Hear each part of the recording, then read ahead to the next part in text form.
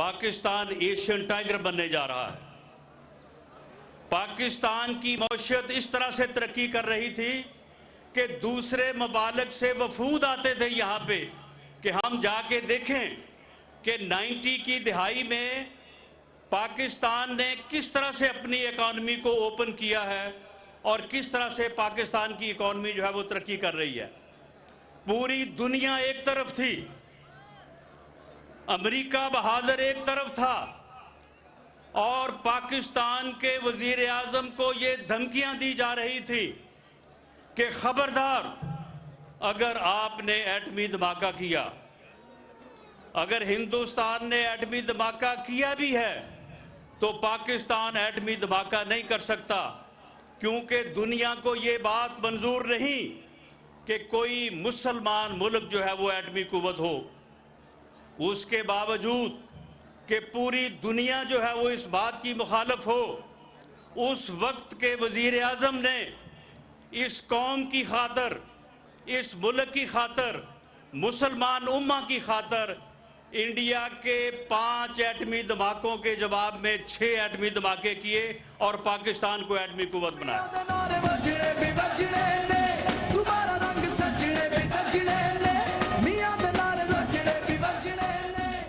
اور پاکستان اس وقت معاشی طور پہ اتنا مضبوط تھا کہ اسے یہ خوف نہیں تھا کہ پوری دنیا جو ہے وہ ایک طرف ایک بات کر رہی ہے، لیکن ہمارا مفاد، ہماری عزت، ہمارا جو ملک کا مستقبل ہے وہ اس بات میں ہے کہ ہم ایٹمی قوت بنے۔ تو پاکستان نے ایٹمی دھماکے کیے اور 28 مئی 1998 کو، ٹھیک ہے ایٹمی پروگرام کب بھی شروع ہوا، سب نے اس میں کنٹریبیوٹ کیا، لیکن پاکستان ایٹمی قوت اس دن بنا جس دن ایٹمی دھماکے ہوئے۔ اور آج اگر پاکستان موجود ہے اور قائم ہے تو صرف اس وجہ سے کہ وہ ایٹمی قوت ہے، ورنہ ہندوستان جو ہے وہ ہمارے حالات کو دیکھ کے شاید ہم پہ چڑھ دوڑتا، لیکن اسے معلوم ہے کہ 2 ایٹمی قوتوں میں لڑائی جو ہے وہ کسی کی فتح نہیں ہوتی، پھر دونوں کی تباہی ہوتی ہے۔ تو آج کا پاکستان جو ہے وہ جو اپنے پورے قد سے کھڑا ہے تو وہ میاں نواز شریف کے اس فیصلے کی وجہ سے کھڑا ہے کہ آج پاکستان ایک ایٹمی قوت ہے۔ آپ نے لوگوں کو یہ بتانا اور سمجھانا ہے کہ 99 میں پاکستان جس بحران میں تھا اسے پاکستان مسلم لیگ نون وہ جماعت ہے اور میاں نواز شریف وہ لیڈر ہے جس نے اسے جو ہے وہ اس بحران سے نکالا۔ اس کے بعد 12 اکتوبر آ گیا،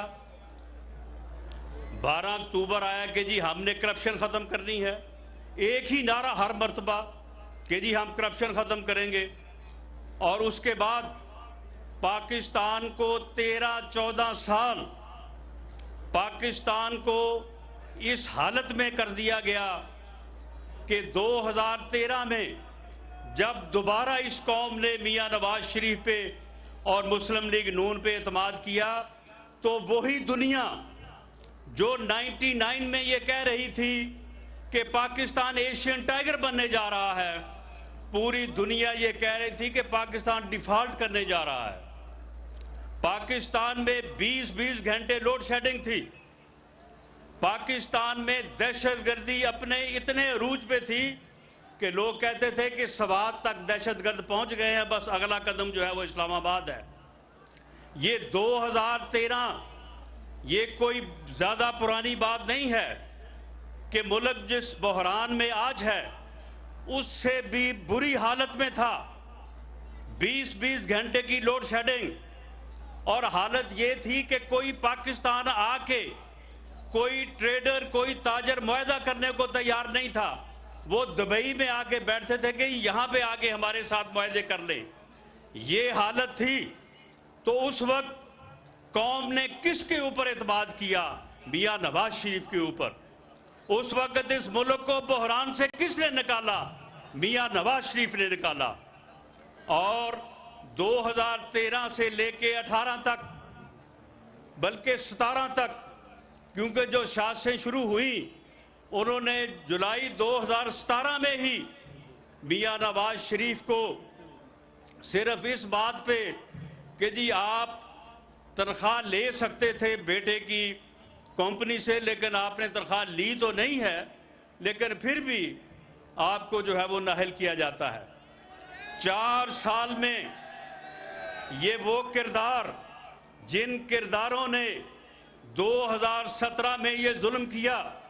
اور آگے بڑھتے ہوئے پاکستان کو روکا، تو آپ یہ دیکھیں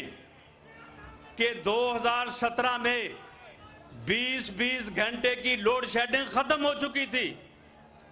دہشت گردی کا خاتمہ ہو چکا تھا۔ تو یہ خاتمہ،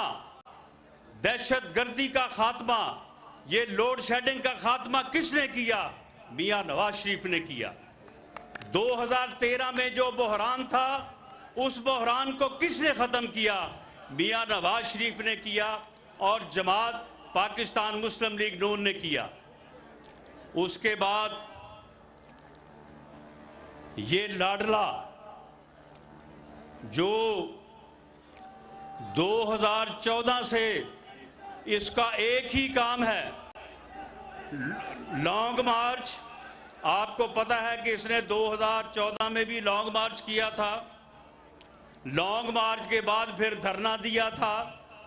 دھرنا دے کے روز وہاں پہ میاں نواز شریف کو پارلیمنٹ ہاؤس کے سامنے گالیاں دیتا تھا، اور روز وہاں پہ جو ہے وہ تھانوں پہ حملے کرواتا تھا، اور وہاں پہ روزانہ اس قسم کی گفتگو کرتا تھا کہ جس کا حوالہ بھی نہیں دیا جا سکتا۔ 126 دن بعد جب اے پی ایس کا واقعہ ہوا تو اس کے بعد اس کو دھرنا ختم کرنا پڑا، لیکن اس وقت میاں نواز شریف نے پوری قوم کو متحد کرنے کے لیے اس بدبخت کو خود فون کر کے کہا کہ آؤ بیٹھو، ملک اس وقت مشکل میں ہے، مصیبت میں ہے، آؤ بیٹھو اور بیٹھ کے ہم دہشت گردی کے خلاف جو ہے وہ پوری قوم کو متحد کریں۔ یہ صورتحال اس وقت میاں نواز شریف نے دہشت گردی کے خلاف پوری قوم کو متحد کیا اور دہشت گردی ختم کی، لیکن یہ بدبخت انسان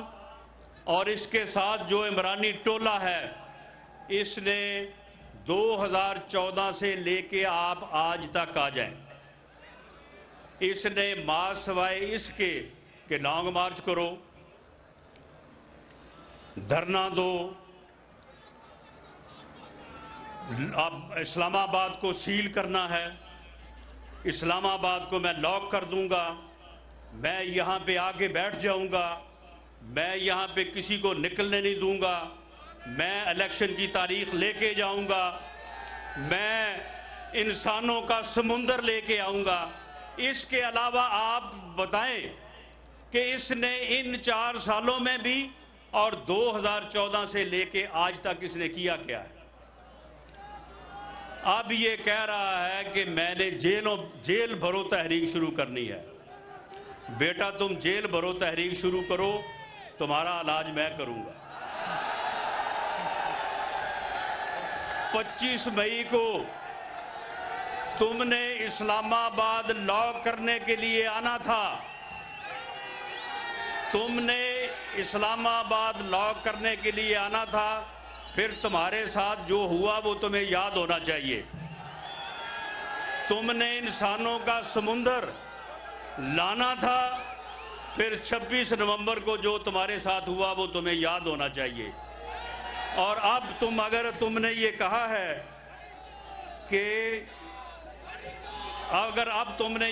ہے کہ تم جو ہے وہ جیل بھرو تحریک شروع کرو گے، تو پھر یاد رکھو تم یہ تحریک شروع کرو،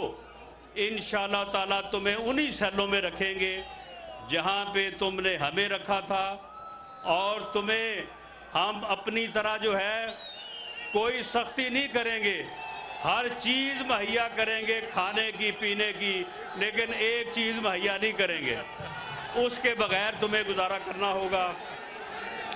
میرے بھائیوں، میرے ورکر ساتھیوں، میری آپ سے یہ اپیل ہے کہ وہ پیغام، وہ گزارشات جو میں نے آپ سے کی ہیں، اور وہ پیغام میاں نواز شریف کا جو مریم نواز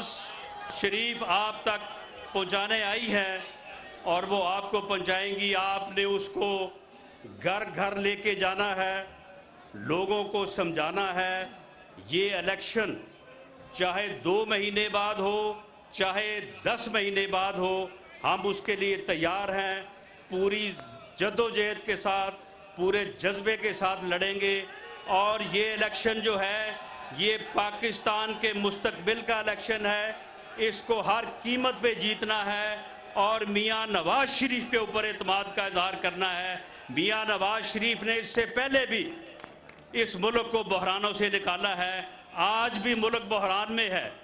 عوام جو ہے وہ مشکل میں ہے۔ میاں نواز شریف انشاءاللہ تعالی عوام کو بھی اور اس ملک کو بھی اس بحران سے نکالے گا۔ پاکستان زندہ باد، میاں نواز شریف زندہ باد۔